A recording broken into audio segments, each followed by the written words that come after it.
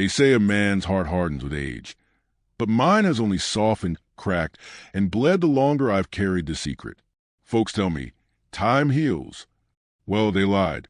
Time doesn't heal. It just buries things under dust until one day the wind comes and blows it all up in your face.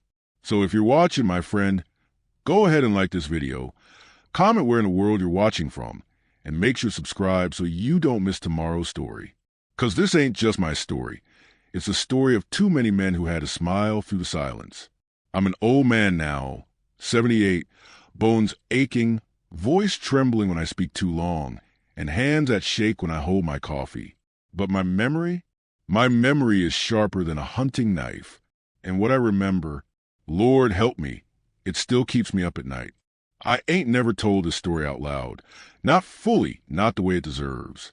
And maybe that's why I'm doing it here. Maybe that's why I'm finally letting it out. If you're listening, don't just pass by. Leave me a thought, a word below. Sometimes a man don't need fixing, just someone to hear him.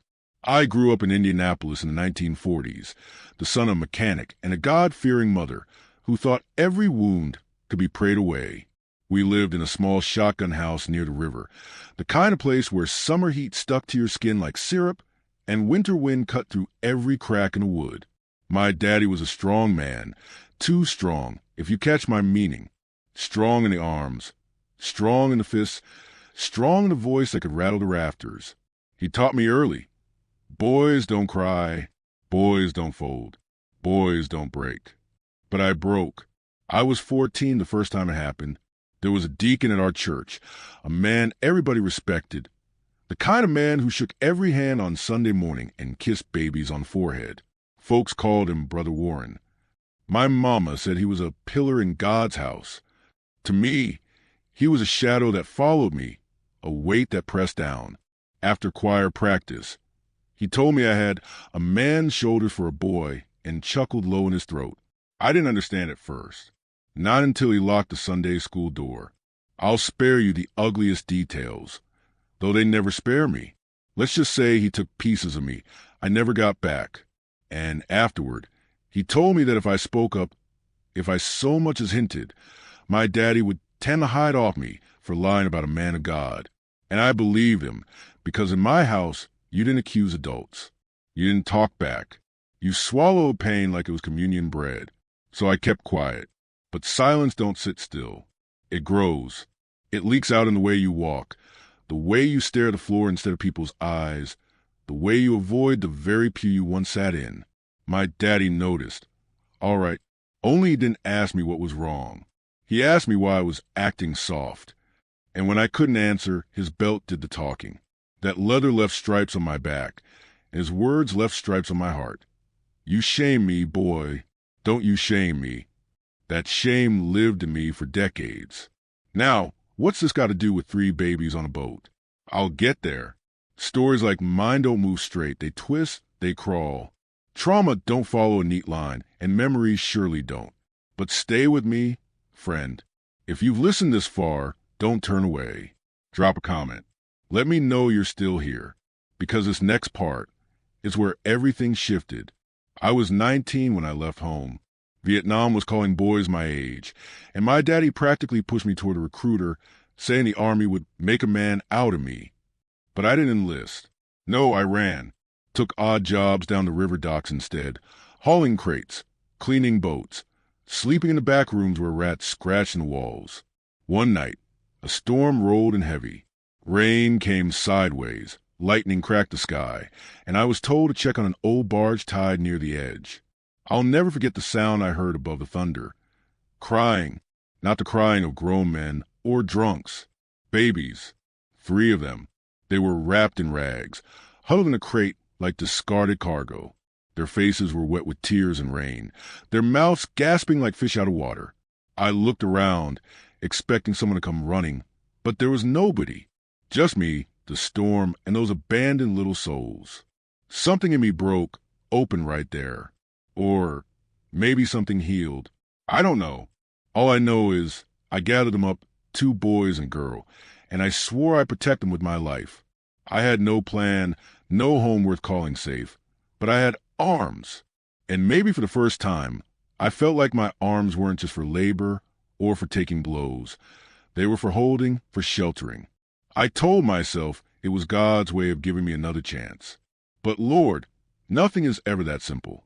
For 17 years, I raised those children like they were my blood, fed them scraps when scraps were all I had, sang them to sleep when storms rattled windows, worked 3 jobs just to keep them clothed.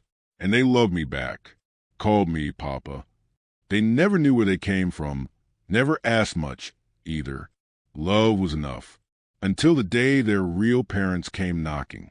They say you can't lose what was never yours. That's another lie. I lost everything that day, though they weren't my blood, though folks said I had no claim.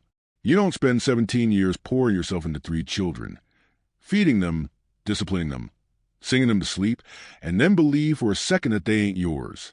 They were mine in every way that mattered. I remember the knock clear as thunder. It was 1966, late summer, heat pressing down so heavy that shirt stuck to skin. I was working nights at the plant and sleeping light in the afternoons. The children were nearly grown by then.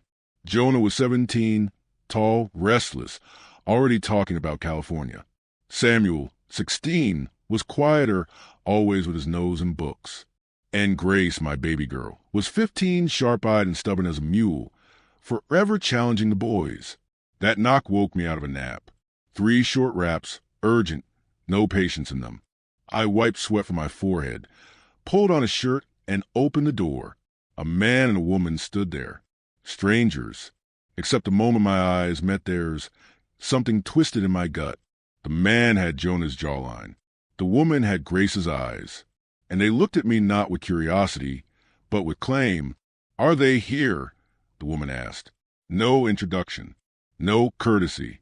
Her voice was high, trembling, like a violin string pulled too tight. "Ma'am," I stammered, my throat dry. "Our children," the man said. His tone left no doubt. "We've come for our children." Now, let me pause, because you're probably wondering, how in God's name did they find you after all them years? Truth is, I asked myself the same. Back then, I didn't question much. I was too stunned, too rattled. But later, I learned they'd been in and out of prison, drifting up and down the Midwest. When they got themselves sober, or said they did, they started asking questions. Indianapolis ain't as big as it feels, and whispers have long legs. Eventually, somebody must have seen Jonah's face, seen Samuel's gait, seen Grace's fire, and told the truth. But in that moment, all I knew was fear. My home wasn't fancy, but it was safe. And now these ghosts from nowhere stood ready to rip the floorboards out from under us. "I think you better leave," I said, trying to steady my voice. The man stepped forward. "They're ours. We never signed nothing. You stole them." I wanted to laugh, but my throat burned. Stole them? I found those babies half drowned, left for dead in a crate during a storm. I gave them life, gave them a future. And now I was a thief? Behind me, I heard footsteps. Jonah's voice sharp. "What's going on?" He came up beside me, tall and lanky, his shoulders already broader than mine. His hair curled at the edges like the man's. He froze when he saw them. The woman's lips trembled. "Baby," she whispered. "Oh, Lord, Jonah, it's you." I'll never forget the look on his face, confusion, then denial, then something close to curiosity, like he'd been handed a mirror he didn't know existed. Samuel came next, cautious as ever, eyes darting. Grace followed, and the moment the woman saw her, she fell to her knees, sobbing. Grace looked at me. "Papa, what is this?" And right there I broke, because I didn't know how to answer. Now, let me tell you something folks don't understand. Raising children you didn't birth is both the greatest joy and the greatest fear. Joy, because love grows where it's planted. Fear, because deep down, you always wonder if blood will call louder than heart. That day, blood came knocking. We sat at the kitchen table, sweat dripping, the fan barely moving air. The parents told their story, or their version of it. They were young when they had the babies, too poor, too wild. Addiction had its claws in them. They left the kids on that boat because they thought someone might find them, because they were desperate and out of options. They swore they'd spent years regretting it, swore prison had changed them, swore God had given them a second chance. I listened, stone-faced, every word striking me like a hammer. Finally, Jonah said, "Is it true, Papa? Did you find us like that?" My lips trembled. I wanted to protect them, shield them from the truth, but I knew I couldn't lie. Not anymore. "Yes," I whispered. "I found you that night, and I couldn't leave you. I wouldn't." The room fell quiet. You could hear the hum of the refrigerator, the tick of the clock. Grace's eyes filled with tears, but not for me, for them. "So all this time you weren't really our father?" Those words cut deeper than anything Brother Warren ever did, deeper than my daddy's belt, because they were true, and yet they weren't. I wasn't their father by blood, but by sweat, by sacrifice, by love. I was more father than those two strangers would ever be. The man reached across the table. "We want them back." Something in me snapped. I slammed my fist so hard the salt shaker toppled. "Back? You don't get to waltz in after 17 years and take them like you left off. They ain't property. They ain't toys you lost on the bed. They're my children." The woman sobbed. The man bristled. The kid sat frozen, torn in two. That night was the longest of my life. Arguments turned into pleading. Pleading turned into shouting. Shouting turned into silence. By dawn, nothing was decided, but everything had changed. The children looked at me with eyes I didn't recognize. Not rejection, not yet, but doubt. Doubt planted like a seed. And seeds grow. I'm telling you all this because silence nearly killed me once. I don't want it to again. If you're still listening, let me know. Drop a comment, leave a thought. Sometimes sharing keeps an old man from drowning in his own past. 17 years I gave them. 17 years of backbreaking work, of lullabies, of scraped knees and Christmas mornings. And in one night, I saw it all begin to slip, because blood has a way of whispering louder than love. And that was just the beginning. They say justice is blind. Maybe so. But in Indianapolis in 1967, it sure felt deaf too. Deaf to my voice, deaf to the 17 years I'd spent raising those children like they were my own flesh and blood. After that night in my kitchen, it didn't take long before things spiraled into places I never thought I'd go. Within a week, papers were served. The couple, those strangers who left 3 helpless babies in a crate on a boat, filed in court to reclaim their children. The word itself made me sick. Reclaim, like they were picking up lost luggage, not fragile lives that I had pieced back together with blood, sweat, and prayers. I wanted to believe no judge, no jury, no preacher in town would take their side. But I was wrong. Indianapolis was a strange place back then. Folks pretended to care about morals, about right and wrong, but most only cared about bloodlines. Blood's thicker than water, they said. My own mama parroted that line when I asked her for advice. I still hear her voice, weary but cold. "Son, you did your part, but they're not yours. Best let God handle the rest." I wanted to scream at her, but I didn't, because men didn't scream, not in our house. Men held it in until their guts rotted. The court hearing started in October. The air crisp, leaves turning. I wore my only suit, threadbare at the elbows. The parents came in polished, their lawyer sharp as a tack, all shiny shoes and silver tongue. He painted me as a thief, a squatter who had robbed these repentant souls of their God-given right to raise their own blood. I nearly stood up and shouted, but my own lawyer, a tired man appointed by the court, told me to hush. The children sat in the back row during the first hearing. Jonah with his arms crossed, jaw tight, looking more like the man than I could bear. Samuel's eyes darting like he wanted to be anywhere else. And Grace, Lord, my Grace, her hands clenched white in her lap, tears threatening but never falling. The judge looked at them, then at me. He asked questions. Did I have legal guardianship papers? No. Did I ever notify authorities when I found them? No. Why not? Because I was 19, broke, and terrified of the law. If I'd gone to the police back then, those babies would have been swallowed up by the system, passed from stranger to stranger. I thought I was saving them. The courtroom murmured when I said that, like I confessed to a sin instead of a sacrifice. And here's the part that cut deepest. The church, the very place where I once knelt as a boy, where that deacon stole pieces of me. Now that same congregation turned against me. Preachers preach that God restores families, that forgiveness demands second chances. Not one of them stood to say I had done holy work, keeping those children alive when nobody else would. Not one. Neighbors whispered too. I heard it walking home from the plant, saw curtains twitch. Some called me a hero in hushed tones, but more called me selfish, keeping them kids all to himself like some secret. One woman muttered at the grocery store. I clenched my fist so hard my nails drew blood in my palms. At night, I couldn't sleep. I'd sit by the window, watching the children's silhouettes in their rooms, praying God would make them see the truth, that love was thicker than blood, that family is chosen by sacrifice. I begged heaven to let them stay. But heaven was quiet. The hearings stretched on for months. Each session chipped away at me. I saw Jonah begin to slip, inching closer to them, asking questions about his birth, his real last name. Samuel was torn, caught between his loyalty to me and his curiosity about who he came from. And Grace, God bless her, she clung to me.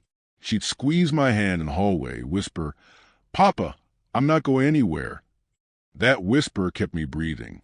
But the world don't care much for whispers. It listens to shouting. And the other side shouted loud, with money, with lawyers, with words dressed up as righteousness. One day, the judge announced the children would need to testify. My heart dropped into my boots. Asking 3 teenagers to choose between the man who raised them and the parents who abandoned them. What kind of justice was that? The night before, I sat them down at our kitchen table, the same place where it all began. My hand shook. I tried to speak, but my throat tightened. Finally, I just said, "I love you. Whatever happens tomorrow, remember that. 17 years, don't erase that." Jonah looked at me, his eyes wet though he fought it. "Papa," he said, voice breaking, "what if I want to know them? What if I need to?" My chest caved in, because I understood. I hated it, but I understood. Every child wants to know where they come from, even if where they come from is a hole full of rot. The next day, the courtroom was packed. Reporters scribbled. Neighbors craned their necks. The judge called Jonah first. He stood tall, his voice steadier than mine ever was at 17. He said he loved me, but he wanted to try living with his real parents. My legs nearly gave out. Samuel went next. He whispered, hesitated, glanced at me. Then he said he wanted to stay with me. Relief surged through me, though guilt followed close behind. Grace was last. She marched up, chin high, eyes blazing. She told the court she'd rather die than leave me. Gasps filled the room. The woman wept. The man cursed under his breath. The judge banged his gavel for silence. In the end, the ruling split them apart. Jonah was sent to live with his birth parents. Samuel stayed with me. Grace, too. But don't mistake that for a victory. Families don't break clean. They fracture. And fractured things cut sharper than whole ones. Jonah leaving ripped a hole in our house, a silence in every room he once filled with laughter or slammed doors. Samuel blamed himself for staying. Grace grew fiercer, but also more wounded, carrying her loyalty like a shield that never came down. And me? I walked home that night feeling like half a father. I don't tell you this to ask for pity. I tell it because silence damn near destroyed me once, and I'll be damned if I let it again. If you've listened this far, leave me a word below. Let me know I ain't just shouting into an empty well.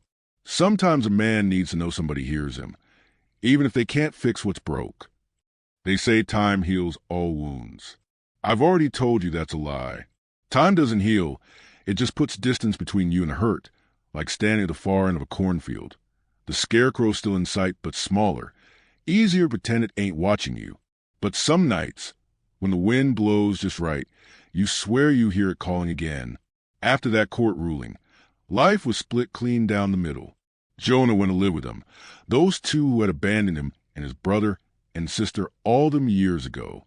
Samuel and Grace stayed with me. You might think I'd call that a blessing, but the truth is, it didn't feel like victory. It felt like loss carved into 3 different pieces. The house grew quieter. Samuel would sit in his room with his books, more withdrawn, guilt hanging on him like a wet coat. Grace, Lord, that girl, she fought harder than ever. Fought with me, fought with Samuel, fought with the world. But beneath all that fire was fear. She'd lost Jonah once before, when he was a baby left on that boat. Losing him again, this time a choice, cut her deeper than she let on. And me? I'd walk past his empty bed at night, lay my hand on the frame, and whisper his name like a prayer. At first, Jonah wrote letters. Short ones, shaky handwriting. He said things were fine. He said they had more money than I ever did. He said he had his own room, his own records, new shoes. He didn't say he missed us, though. Not once. Grace tore the letters in half the moment they came. Samuel gathered the pieces and taped them back together, reading each one over and over like scripture. Me? I just folded them up and tucked them in the Bible on my nightstand. Even now, I've still got them. Yellowed, fragile, the ink faded. Proof that for a little while, at least, he remembered us. But letters stopped coming after a year. The news came through whispers. Neighbors who saw him around town, hanging with rough crowds. Folks said he was drinking, running with boys who carried knives, skipping work. One woman told me he spit when someone called him the orphan boy, said he wanted to forget all that. Forget me. That nearly broke me. Because raising children you didn't birth means living with constant fear. That love ain't enough, that the blood in their veins will pull harder than the years you gave them. With Jonah, it seemed that fear was coming true. I tried to reach him once. Drove across town, parked outside the rundown apartment where I heard he was living. He came to the door taller, harder, eyes like stone. For a moment, I saw the boy who once carried Grace on his shoulders, laughing till his sides ached. But then he called me by my first name, not Papa. He said, "You need to leave. They don't want you here. And neither do I." Those words, I can still feel them in my bones. I walked back to my truck, sat behind the wheel, and wept like I hadn't wept since I was a boy in that Sunday schoolroom. My father would have called me weak, but I call it truth.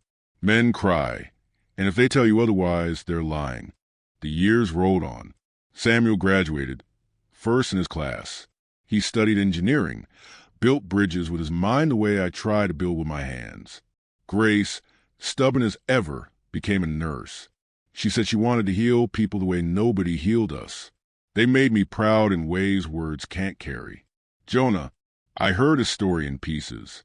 Arrests, jobs lost, a marriage that didn't last. He carried anger like a badge. I saw him once more, years later, in a grocery store parking lot. His hair had thinned, his shoulders slumped. He had a little boy with him. The boy looked at me with eyes so much like Jonah's had been at 7 years old. For a second, I thought Jonah might bring him over. For a second, I thought maybe time had softened him. But he turned his back and drove away. That was the last time I saw him alive. He died at 42. Heart failure. They said, though I reckon it was sorrow that killed him. Sorrow and anger mixed into poison he never could spit out. When I got the call, I sat on my porch and stared at the sky for hours. Samuel and Grace came and held me, but there was nothing to say. What words can you offer when love has failed in the eyes of the world? I buried Jonah in the same town where I found him. I stood over his grave and spoke aloud, though I don't know if he heard me. Son, you were mine. Even when you turned away, even when you hated me, you were mine. That's the truth I need y'all to hear. Blood may matter, but love, real love, the kind that wakes up at 3 a.m. to rock a fevered child, the kind that works 3 jobs just to keep shoes on growing feet, that love makes a father. That love makes a family. And yet, it don't always get recognized. Not by courts, not by churches, not even by the children themselves. Sometimes love is the most invisible work a man will ever do. I'm 78 now. My hands ache, my voice shakes, but I'm still here. Samuel calls every Sunday. Grace visits every other week with her grandkids. I sit on this porch and watch them play, and for a little while, I feel like I did something right. But late at night, when the house is quiet, I still hear that storm. I still hear those babies crying in that crate. I still wonder if I could have done more, if I could have saved Jonah from himself, if love could have carried him farther than it did. You know, they say memory is like water in an old wooden barrel. It leaks, it seeps, it warps the edges of what's true. But some water, the darkest kind, stays heavy at the bottom, refusing to drain. That's what I've carried all these years. That's why I speak now. For decades, my tongue was nailed to silence. By shame, by fear, by the voices of men who told me, real men don't cry, real men don't tell. But I'm not afraid anymore. The body grows frail, the voice cracks, but the soul, oh, the soul, aches to be seen before it crosses a river. I tell you this story not to drown you in sorrow, but to show you that even broken roots can grow into trees. That even when the church pew was hard and the family table cold and the world itself seemed blind, life still left me gifts. Children who call me father, even when the bloodline said otherwise. Grandchildren who hug me like I'm carved from something stronger than bone. And hope that maybe one young man or woman listening tonight won't lock their pain in the cellar like I did. If you ever felt the burn of secrets in your chest, you are not alone. If you ever believed you were too damaged to be loved, let my years be proof. You are worthy still. The night is long, but morning always comes. This is not a tidy ending. I won't tie it in bows or carve it in stone. It's more like a lantern I'm setting down on a dark path for whoever needs it. And maybe that person is you. If these words have touched you, leave me a sign, a comment, a whisper back. Share it so another soul in hiding might hear. And if you wish to stay with me, subscribe, sit on this porch of memory with me a while longer. Sometimes the telling is less heavy when we're not alone. As for me, my name has been many things: son, brother, father, sinner, survivor. But tonight, I'll leave you simply as Henry, an old man who finally opened the barrel, poured out the dark water, and let a little light in.